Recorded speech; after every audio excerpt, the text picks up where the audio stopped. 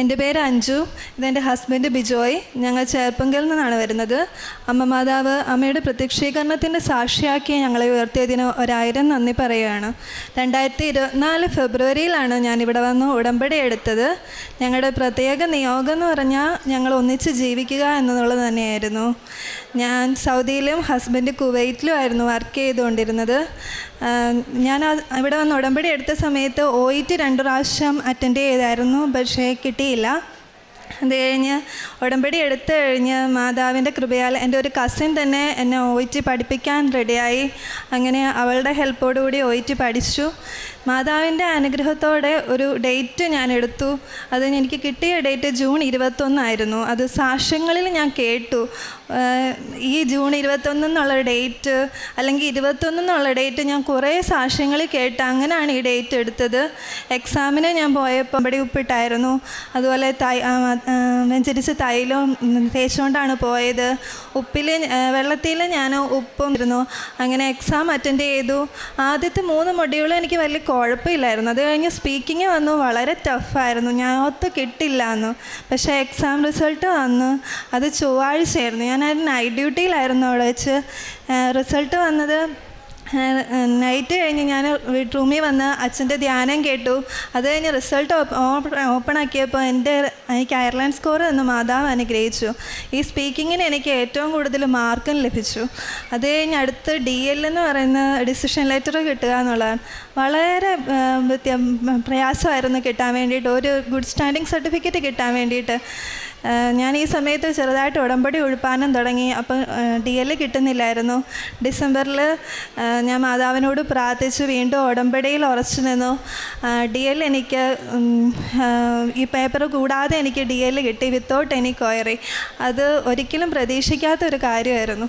അത് കഴിഞ്ഞ് അടുത്ത ഇൻ്റർവ്യൂ. ആ സമയത്ത് ഇൻ്റർവ്യൂ അയർലൻഡിലോട്ടൊന്നും കിട്ടുന്നേ ഇല്ലായിരുന്നു. പക്ഷെ എനിക്കൊരു ഇൻ്റർവ്യൂ കിട്ടി. ആ ഇൻ്റർവ്യൂ ഞാൻ ഫെയിലായി. ഇന്ന് ഞാൻ മനസ്സിലാക്കുന്നത് അത് മാതാവിൻ്റെ ഒരു അനുഗ്രഹമായിരുന്നു എന്ന്. അത് കഴിഞ്ഞ് പിന്നീട് അങ്ങോട്ട് ഒരു ഇൻ്റർവ്യൂ എനിക്ക് മാസങ്ങളോളം കിട്ടുന്നില്ല. ഇൻ്റർവ്യൂ വരുന്നുണ്ടെങ്കിൽ അതൊന്നും എനിക്ക് അറ്റൻഡ് ചെയ്യാൻ പറ്റുന്നില്ല. എന്തെങ്കിലും കാരണം വന്ന് അതെല്ലാം ഉഴപ്പി പോവായിരുന്നു. അത് കഴിഞ്ഞ് ഒക്ടോബർ ആയപ്പോൾ എൻ്റെ ഫ്രണ്ട്സ് എല്ലാം പോയി. ഞാൻ ഒറ്റയ്ക്കായിരുന്നു റൂമിൽ, ഹസ്ബൻഡ് ഇല്ല കൂടെ, എല്ലാവരും ഒറ്റയ്ക്ക്. അങ്ങനെ എനിക്ക് ഒരുമാതിരി ഡിപ്രഷൻ സ്റ്റേജ്, ചുമ്മാ ഇരുന്ന് കരയുക, എല്ലാവരോടും ദേഷ്യപ്പെടുക, അങ്ങനെ ഒരു സിറ്റുവേഷനായിരുന്നു. അവിടെ വെച്ച് ഞാൻ തീരുമാനിച്ചു റിസൈൻ ചെയ്യാം. മുന്നിൽ മാർഗ്ഗങ്ങളൊന്നുമില്ല. അയർലൻഡ് വേണോ കുവൈറ്റ് വേണോ ഒന്നും തീരുമാനിച്ചിട്ടില്ല. അവിടുന്ന് എങ്ങനെയൊക്കെ ഇറങ്ങുക അത്രമാത്രമേ തീരുമാനിച്ചുള്ളൂ. അങ്ങനെ അവിടുന്ന് ഇറങ്ങാൻ തീരുമാനിച്ച സമയത്ത് ദൈവകൃപയാൽ അമ്മ മാതാവിൻ്റെ അനുഗ്രഹം ഞങ്ങൾക്ക് എക്സാം വിസ എന്നുള്ള ഒരു കാര്യത്തെപ്പറ്റി അറിയാൻ പറ്റി. ഇന്ത്യയിൽ നിന്ന് വെക്കുന്ന എക്സാം വിസ എല്ലാം റിജക്ഷനാണ്. അപ്പം ഞാൻ സൗദിയിൽ നിന്ന് വിസയ്ക്ക് വേണ്ടിയിട്ട് അപ്ലൈ ചെയ്തു. ഹസ്ബൻഡ് ഈ സമയത്ത് ഇവിടെ വന്ന് 2 പ്രാവശ്യം ഉടമ്പടി ആകണ്ഠജപമാല റാലിയിൽ ഇവിടെ വന്ന് പങ്കെടുത്തിട്ടുണ്ടായിരുന്നു. ഒരു 3 ദിവസത്തെ ലീവ് എടുത്ത്. അതുപോലെ സൗദിയിൽ കുവൈറ്റിലുള്ള ആകണ്ഠജപമാലയിൽ പങ്കെടുത്തിട്ടുണ്ടായിരുന്നു. അവിടെ ഉണ്ടായിരുന്ന ബ്രദർ ബാബു ബ്രദറിൻ്റെ അടുത്ത് ഞങ്ങൾ പ്രാർത്ഥനാ സഹായം അപേക്ഷിച്ചിട്ടുണ്ടായിരുന്നു. ഞാൻ ഓൺലൈനിലാണെങ്കിലും ഇത് അറ്റൻഡ് ചെയ്തുകൊണ്ടിരുന്നു. അങ്ങനെ എക്സാം വിസയ്ക്ക് അപ്ലൈ ചെയ്തു. പക്ഷേ എൻ്റെ കൺഫർമേഷൻ കൊടുക്കുന്നതിന് 4 ദിവസം കഴിഞ്ഞാണ് വിസ കിട്ടുന്നത്. അങ്ങനെ എനിക്ക് ആ എക്സാം അറ്റൻഡ് ചെയ്യാൻ പറ്റുന്നില്ല. വിസ കിട്ടിയ സാഹചര്യത്തിൽ ഞാൻ തീരുമാനിച്ചു, ഞങ്ങൾ അയർലൻഡിലോട്ട് കയറിപ്പോവാമെന്ന് ഞാൻ തീരുമാനിച്ചു. അങ്ങനെ സൗദിയിൽ നിന്ന് ഡയറക്റ്റ് ഞാൻ അയർലൻഡിൽ ചെന്നു. അവിടെ വെച്ച് എൻ്റെ DL ഞാൻ റിന്യൂ ചെയ്തു. എനിക്ക് ദൈവകൃപയാൽ എക്സാം ഡേറ്റ് ജനുവരിയിൽ, എൻ്റെ വിസ തീരുന്നതിന് മുന്നേ ആയിട്ട് എനിക്ക് ഒരു എക്സാം ഡേറ്റും കിട്ടി.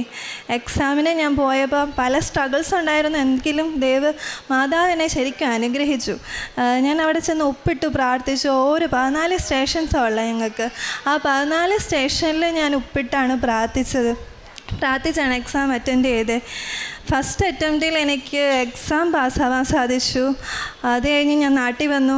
മാതാവിന് ഇവിടെ വന്ന് ഞങ്ങൾ നന്ദി പറഞ്ഞു. അത് കഴിഞ്ഞിട്ട് ഇൻ്റർവ്യൂ ഫസ്റ്റ് ഇൻ്റർവ്യൂ ഒരു 3-4 ദിവസത്തിനുള്ളിൽ എനിക്ക് ഇൻ്റർവ്യൂവും കിട്ടി ഇവിടെ വന്നിട്ട്. അത് ഞാൻ ഇൻ്റർവ്യൂ പാസ്സായി.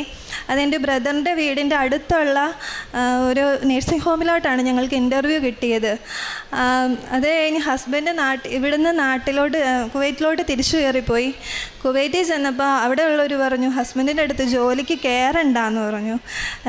എന്ത് ചെയ്യണമെന്ന് ഞങ്ങൾക്ക് അറിയില്ല. പിന്നെ അച്ഛൻ്റെ ധ്യാനം കേട്ടുകൊണ്ടിരുന്ന് അത് കഴിഞ്ഞ് ഹസ്ബൻഡ് എന്നോട് പറഞ്ഞു വേണ്ട ഞാൻ തിരിച്ചു പോരുവാന്ന് പറഞ്ഞു. സങ്കടം ഉണ്ടായിരുന്നു. പിന്നെ ഞങ്ങൾ മാതാവിൽ വിശ്വസിച്ചു. മാതാവ് എന്തായാലും എനിക്ക് ഇത്രയും തന്നില്ല, ഇനി മുന്നോട്ട് ഞങ്ങളെ നടത്തുമെന്ന് ഞങ്ങൾ ഉറച്ചു വിശ്വസിച്ചു. അങ്ങനെ ഇവിടെ വന്നു. എൻ്റെ വർക്ക് പെർമിറ്റ് വന്നു. വർക്ക് പെർമിറ്റ് കഴിഞ്ഞപ്പോൾ വിസയ്ക്ക് വെക്കാൻ വന്നപ്പോൾ അവർ പറയുകയാണ് ഞങ്ങൾക്ക് ജോയിൻറ്റ് ഫാമിലി വിസ വെക്കാം, അതായത് എൻ്റെ ഹസ്ബൻഡിനെ എനിക്ക് കൊണ്ടുപോകാൻ പറ്റും. ഞങ്ങൾ വിസയ്ക്ക് വെച്ചു. 30 ദിവസം എന്ന് പറയും. മാർച്ച് 27 ഞാൻ വെച്ച വിസയാണ്. 30 ദിവസം എന്നാണ് അവർ പറഞ്ഞത്. ആ വിസ എനിക്ക് ഏപ്രിൽ 7 ഞങ്ങൾക്ക് മെസ്സേജ് വരുന്നു, അവിടുന്ന് അവർ വിസ അയച്ചിട്ടുണ്ട്. അത് 2 പേർക്കും വിസ അയച്ചിട്ടുണ്ട്. ഏപ്രിൽ 6 എൻ്റെ ബർത്ത്ഡേ ആണ്. മാതാവിനോട് ചോദിച്ചു എനിക്ക് ഗിഫ്റ്റ് ഒന്നും തരുന്നില്ലേ. അത് ഏപ്രിൽ 7 എനിക്ക് മാതാവ് വിസ അയച്ചിട്ടുണ്ട്. അത് 2 പേർക്ക്. ഞങ്ങൾ നോക്കിയപ്പോൾ ഞങ്ങൾക്ക് 2 പേർക്ക് അപ്രൂവ്ഡ്. 2 പേർക്ക് ഇപ്പം ഞങ്ങൾ ഇനി ഈ 27 ഞങ്ങൾ 2 പേരും ഒന്നിച്ച് കയറി പോവാണ് അയർലൻഡിലോട്ട്. ഈ സമയം ഒക്ടോബറിൽ ഇൻ്റർവ്യൂ അറ്റൻഡ് ചെയ്ത് പോയ പലരുണ്ട്. അവർ ഒക്ടോബറിൽ വെച്ച് സ്പൗസ് വിസയ്ക്ക് വെച്ചിട്ടുള്ളവർക്ക് ഒക്ടോബറിൽ വെച്ചിട്ടുള്ളവർക്ക് ഇപ്പോഴും കിട്ടിയിട്ടില്ല. ആ സ്ഥാനത്താണ് മാതാവ് ഞങ്ങളെ 2 പേരെ ഒന്നിച്ച് അത് ജോലി തുടങ്ങുന്നതിന് മുന്നേ ഒന്നിച്ച് കയറ്റിവിട്ടത്. അമ്മ മാതാവിന് 1000 നന്ദി പറയുകയാണ്.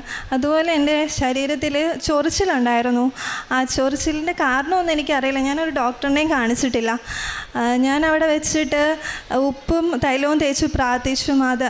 അങ്ങനെ ഒരു ദിവസം ഹസ്ബൻഡ് എന്നോട് ചോദിച്ചു, ഞാൻ അതിനെപ്പറ്റി ശ്രദ്ധിച്ചില്ല. എൻ്റെ ദേഹത്ത് മൊത്തം സ്ക്രാച്ച് മാർക്കായിരുന്നു വന്നുകൊണ്ടിരുന്നത്.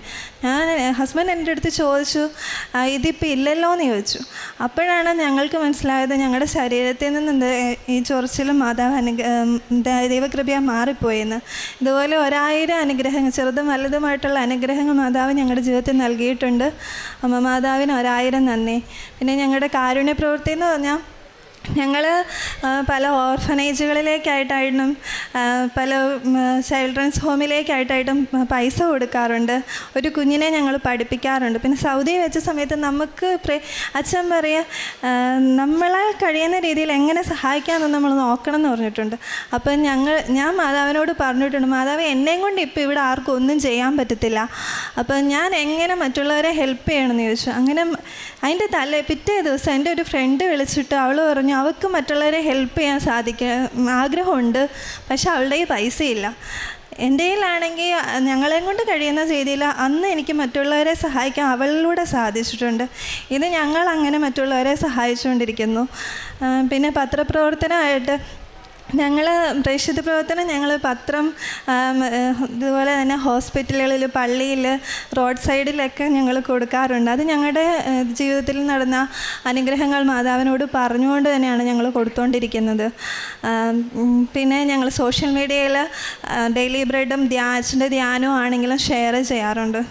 അമ്മ മാതാവും തിരുക്കുമാരനും ഞങ്ങളുടെ കുടുംബത്തിന് ഞങ്ങൾക്ക് നൽകിയ എല്ലാ അനുഗ്രഹങ്ങൾക്കും നന്ദി പറയുന്നു. ഇനി മുന്നോട്ടുള്ള ജീവിതത്തിൽ അമ്മേനെ മുറുകെ പിടിച്ച് അമ്മയുടെ സാക്ഷികൾ, പ്രത്യക്ഷീകരണത്തിൻ്റെ സാക്ഷികളാക്കി ഞങ്ങളെ ഉയർത്തുമെന്ന് ഞങ്ങൾ ഉറച്ചു വിശ്വസിക്കുന്നു.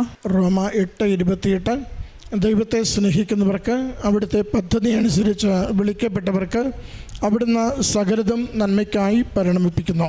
5 മേരി മാത്യു എന്ന ഈ മകൾ ജീവിത പങ്കാളിയോടൊപ്പം ഉടമ്പടി ജീവിതത്തിലൂടെ അയർലൻഡ് മൈഗ്രേഷനും ജീവിത പങ്കാളിയോടൊപ്പം ഒരുമിച്ച് അയർലൻഡിൽ പോകുന്നതിനുള്ള വഴികളും സമയച്ചുരുക്കത്തിൽ അമ്മ മാതാവ് തുറന്നു കൊടുത്തതിൻ്റെ സന്തോഷവും അനുഗ്രഹവുമാണ് ഈ അൾത്താരയിൽ സാക്ഷ്യപ്പെടുത്തിയത്.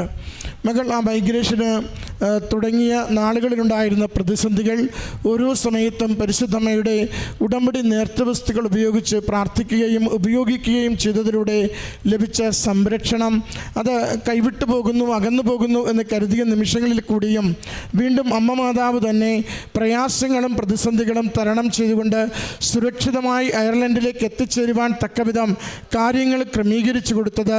വിസ ആപ്ലിക്കേഷൻ ചെയ്യുന്ന സമയത്ത് ജോയിൻ്റ് വിസയ്ക്ക് വേണ്ടിയുള്ള സന്ദേശം കിട്ടുന്നത്. അത് ഒത്തിരി മാസങ്ങളും വർഷങ്ങളും കാത്തിരിക്കുന്നവർക്ക് പോലും നടക്കാത്തത് സമയച്ചുരുക്കത്തിൻ്റെ അമ്മ ഏതാനും ആഴ്ചകൾക്കുള്ളിൽ ഈ മക്കൾക്ക് അനുവദിച്ചു കൊടുത്തുകൊണ്ട് വിദേശത്തേക്ക് പോകുവാൻ വഴി തുറന്നത്.